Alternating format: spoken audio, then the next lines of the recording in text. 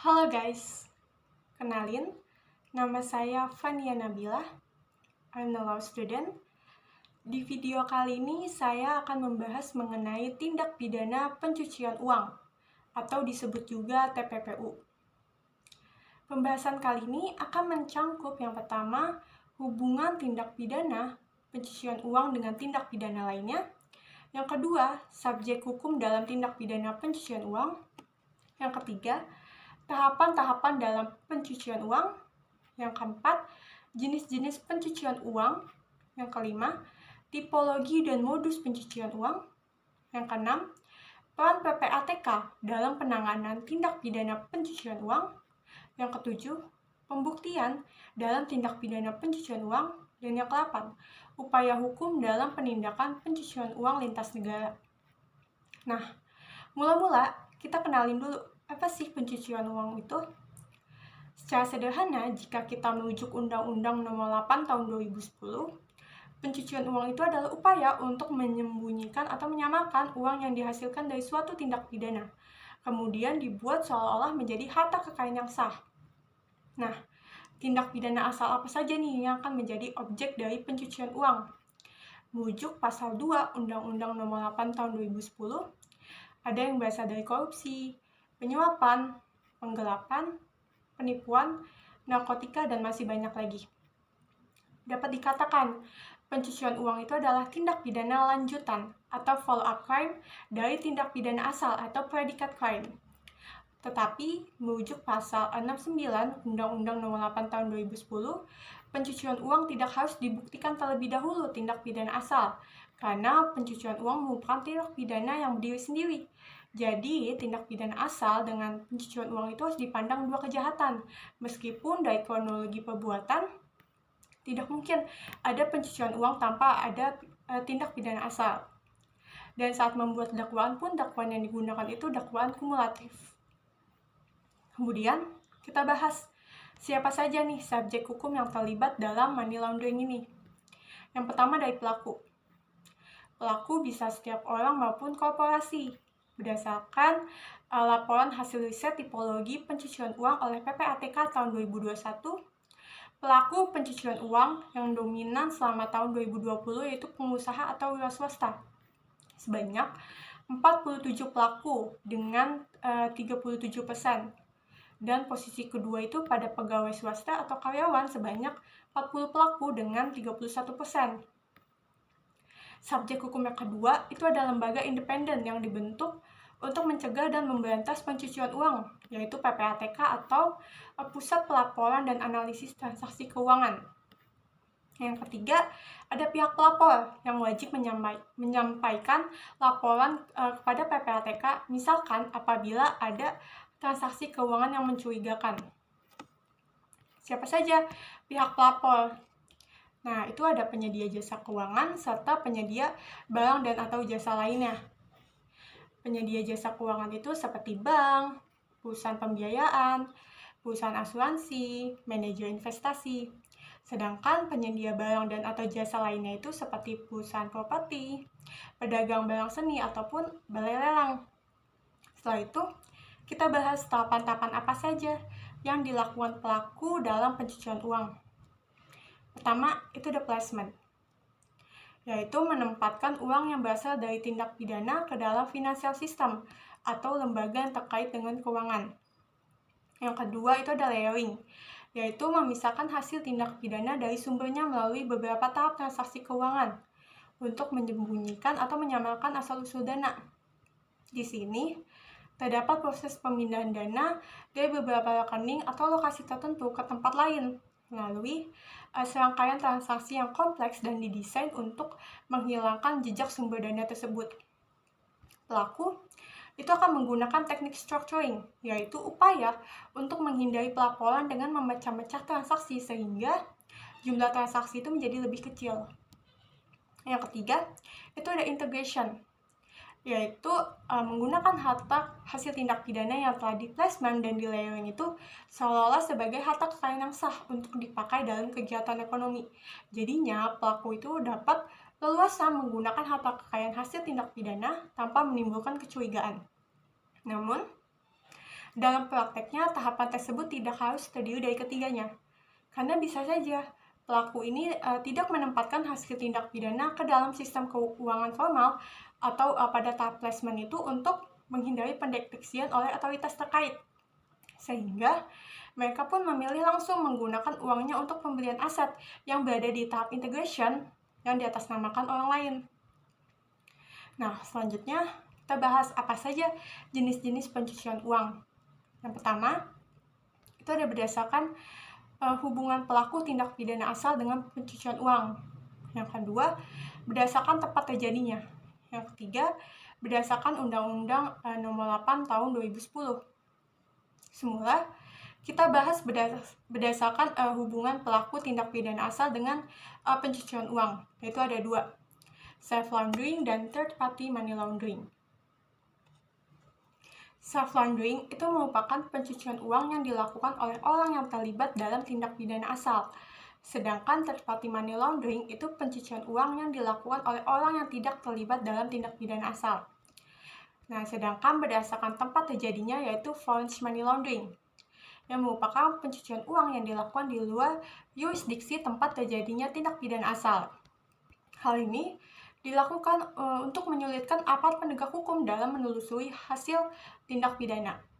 Contohnya, kalian masih ingat kasus Bank Senturi yang melibatkan pendiri Bank Senturi, Robert Tantular, yang terbukti melakukan tindak pidana di bidang perbankan dan pencucian uang.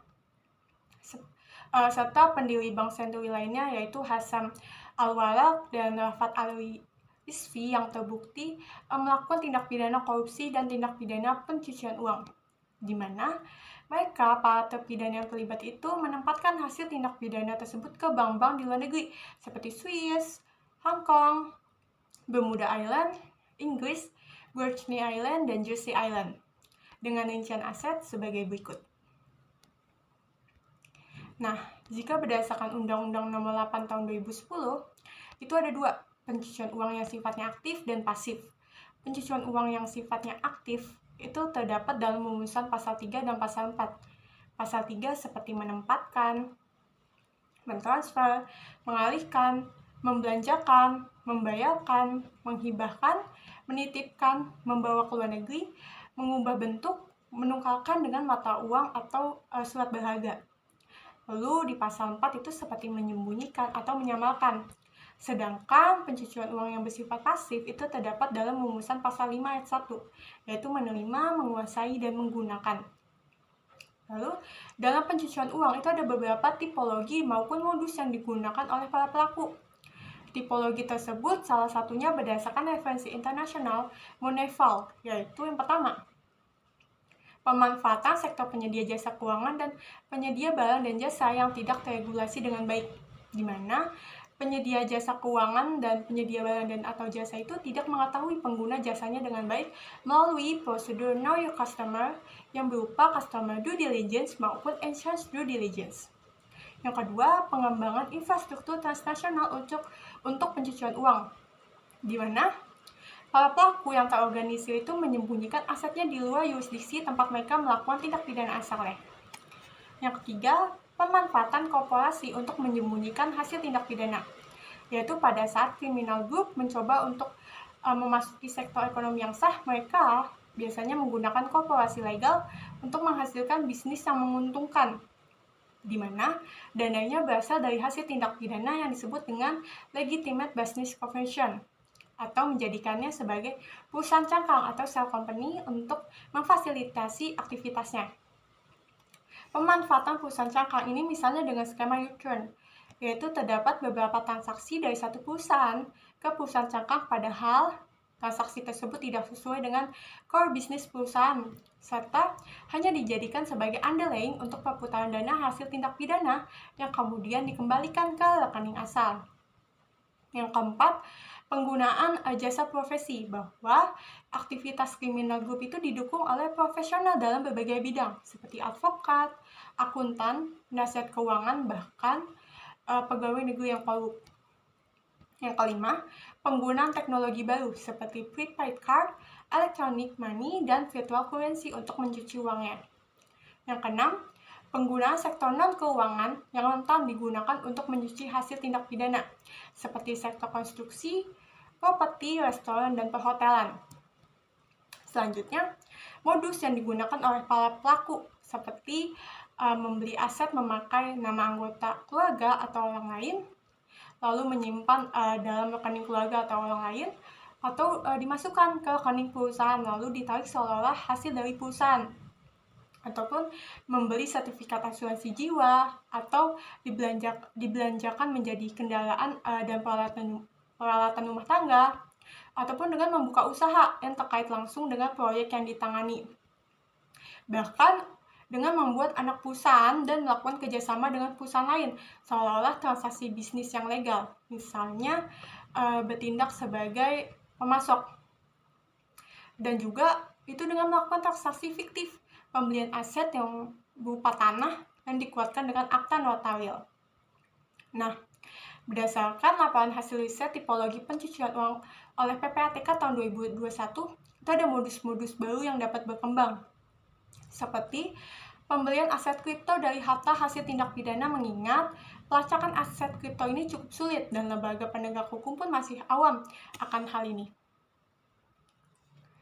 Kemudian, kita membahas bagaimana peran PPATK dalam penanganan perkara pencucian uang. Ika Yuliana Susilawati dalam jurnal IUS Kajian Hukum dan Keadilan, volume 4 nomor 2 yang berjudul Perampasan Aset Hasil Tindak Pidana Korupsi di Luar Negeri melalui Bantuan Timbal Balik atau Mutual Legal Assistance pada tahun 2016 itu memberikan pemahaman sederhana bahwa dalam jurnal ini menjelaskan PPATK itu sebagai Financial Intelligence Unit memiliki peran terkait perampasan aset dalam rangka memberikan informasi intelijen keuangan untuk penelusuran aset atau asset tracing melalui pendekatan follow the money, baik pada waktu proses analisis transaksi keuangan maupun pada saat proses penyidikan, penuntutan, dan peradilan. Berbagai informasi tersebut kemudian direkonstruksikan oleh PPATK sehingga dapat dilihat keterkaitan antara berbagai transaksi, jumlah dana, orang terkait, sumber dana, ataupun perbuatan yang menghasilkan dana tersebut. Selanjutnya, informasi yang dihasilkan itu dituliskan kepada aparat penegak hukum, dalam hal ini kepolisian, kejaksaan, maupun KPK untuk dilakukan penyelidikan yang dituliskan dengan penyidikan dan proses peradilan. Lalu, jika kita berbicara beban pembuktiannya, itu dikenal namanya pembuktian terbalik.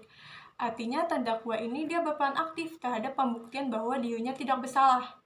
Nah, dalam tindak pidana pencucian uang, pembuktian terbalik hanya pada pembuktian asal-usul harta kekayaan oleh terdakwa di tahap persidangan. Jadi, pembuktian terbalik itu diberlakukan pada terdakwa apabila jaksa itu bisa membuktikan. Nah, untuk membuktikan apakah benar terjadi pencucian uang, maka harta kekayaan tersebut perlu dilacak apakah hasil dari suatu tindak pidana atau tidak, sebagaimana dimaksud pasal 2 Undang-Undang Nomor 8 Tahun 2010. Tapi, dalam pasal 69, itu pada pokoknya menyebutkan pembuktian pencucian uang tidak perlu menunggu terbuktinya tindak pidana asal, sehingga dalam penyidikan maupun penuntutan itu pun menimbulkan keraguan-raguan. Nah, ketidaksinkronan kedua pasal ini menunjukkan Undang-Undang Nomor 8 Tahun 2010 itu terdapat kelemahan. Otomatis kan agar dakwaan terhadap terdakwa itu dinyatakan terbukti secara sah dan meyakinkan bersalah melakukan pencucian uang, maka baik dari penyidikan dan penuntutan pun tetap diperlukannya pembuktian harta kekayaan tersebut yang merupakan hasil dari suatu tindak pidana. Terlebih, saat memperoleh bukti aset yang ternyata berada di luar negeri, yang berarti diperlukannya bantuan dari negara tempat aset itu berada. Kesulitan aparat penegak hukum dalam pelacakan, pembekuan, perampasan, penyitaan, serta pengembalian hasil tindak pidana yang ada di luar negeri itu mendorong pemerintah Indonesia mengadakan perjanjian kerjasama dengan negara lain tempat aset pelaku pencucian uang itu berada. Nah, sekitar tahun 2019 lalu, itu telah ditandatanganinya perjanjian bantuan hukum timbal balik dalam masalah pidana antara Indonesia dengan Swiss. Selain Swiss, Indonesia pun juga telah menandatangani perjanjian bantuan hukum dengan ASEAN, Australia, Hong Kong, China, Korea Selatan, India, Vietnam, Uni Emirat Arab, dan Iran. Nah, dengan begitu, diharapkan akan semakin mempermudah aparat penegak hukum dalam penindakan pencucian uang lintas negara. Nah, sekian pembahasan tindak pidana pencucian uang kali ini. Berikut referensinya. Semoga bermanfaat and see you.